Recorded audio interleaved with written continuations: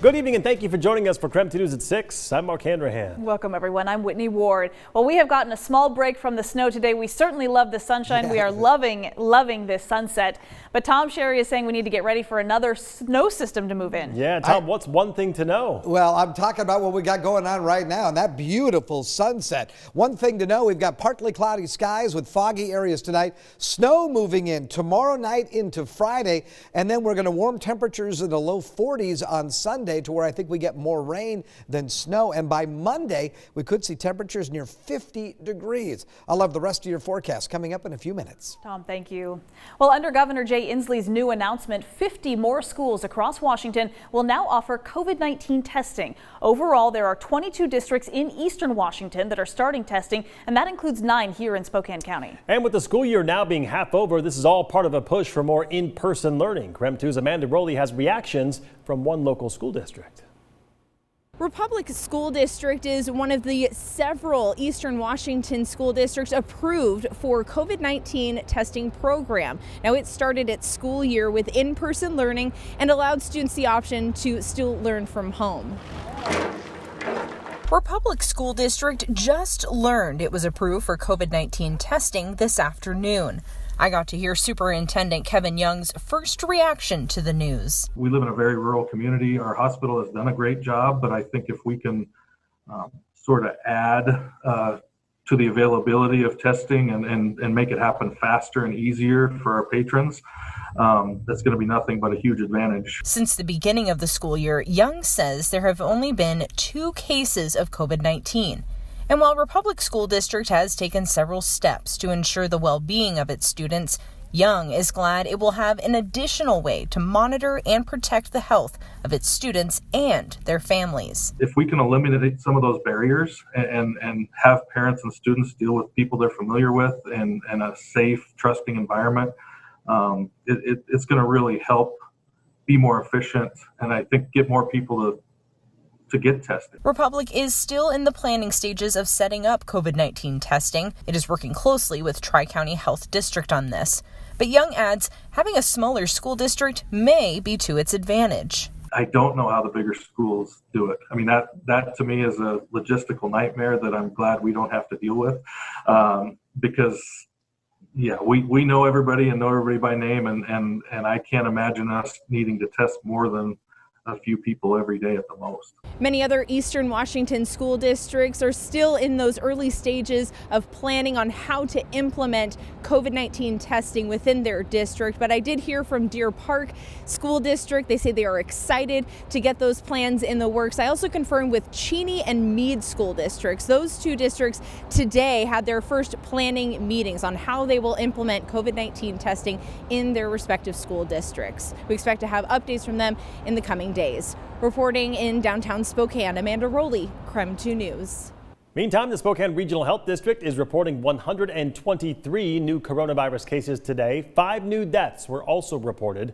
Currently, 66 people are hospitalized with the virus. And over in North Idaho, the Panhandle Health District is reporting 105 new cases as well as 2 new deaths. 24 people are currently hospitalized due to the virus in North Idaho.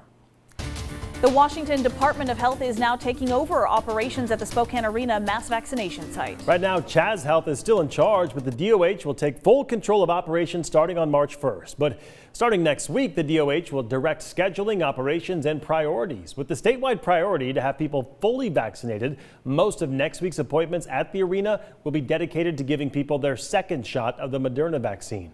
As vaccine quantities increase, more first doses will be available. And when it comes to getting vaccines to the homeless community and shelter staff, they say progress is being made there too. I'm pretty confident that we got a good amount of those people who currently fit the criteria. There are still a lot of community members who don't currently fit the criteria, but we will not be vaccinating until the phases open based off of DOH guidance. And when it comes to the new variant strains of COVID-19, Interim Health Officer Dr. Frank Velasquez said today there are no confirmed variant strains in Spokane yet. Across Washington, about 2 million counterfeit 3M N95 masks are being investigated by Homeland Security. They were distributed to about 40 hospitals across the state.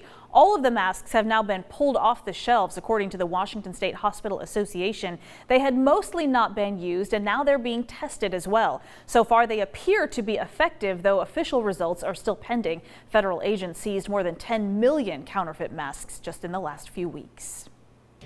There are viral claims going around right now saying that women should avoid getting a mammogram either before or right after getting their coronavirus vaccine. But is that true, and why? Our team verifies. Verify exists to bring you the facts on what you see online. And you might have seen posts like these saying that women should get their mammograms either before or several weeks after getting the COVID-19 vaccine. So let's verify. Is this true? Here are our sources. Dr. Lisa Mullen, an assistant professor of radiology at Johns Hopkins University. Dr. Latasha Perkins, a physician and professor at Georgetown University. And the Society of Breast Imaging. Our experts say that the problem comes down to a very common vaccine side effect. The lymph nodes swell when you're reacting to a vaccine because the lymph nodes are the organ that are a part of the immune system. Dr. Perkins tells us that your lymph nodes also swell when your body is fighting off viruses and infections. And Dr. Mullen says that this can complicate things when you're looking for cancer because a swollen lymph node could be a sign of something more serious. Where we're doing a screening mammogram, we're looking for breast cancer. And sometimes breast cancer can present just as a swollen lymph node. The COVID vaccine does cause a very prominent immune response, and that's what makes the lymph nodes larger. What we don't necessarily want is to cause the patient to have extra anxiety. The Society of Breast Imaging put out this notice, suggesting that screening should be scheduled before you get your COVID-19 vaccine or 4 to 6 weeks after your second dose. But our experts stress this does not mean that there's some connection between breast cancer and the vaccine. This is just a way to avoid false positives. So we can verify that yes, experts do say that you should plan your mammogram appointment around your COVID-19 vaccine. With your Verify, I'm Evan Kozlov. Local bars and restaurants are gearing up for their first full weekend of being able to bring customers back inside their establishments. Under Phase 2 of Washington's reopening plan, businesses can resume indoor dining at 25% capacity. But several viewers have reached out to the KREM 2 Verify team to ask if karaoke is allowed under Phase 2. One local bar owner told me that karaoke is a big draw for his business. Do people come to your bar specifically for karaoke? Oh, absolutely, for sure. Yeah, I mean it'll double the revenue for us on a given night. So is karaoke allowed under Phase 2? I went straight to the State Department of Health and Spokane Regional Health to find out. You can watch my Verify report coming up tomorrow night on KREM 2 News at 11. Coming up after the break, both Washington and Idaho have been pushing to quickly vaccinate people against coronavirus. But how are the states doing compared to each other? We're digging deeper into this one when we come back.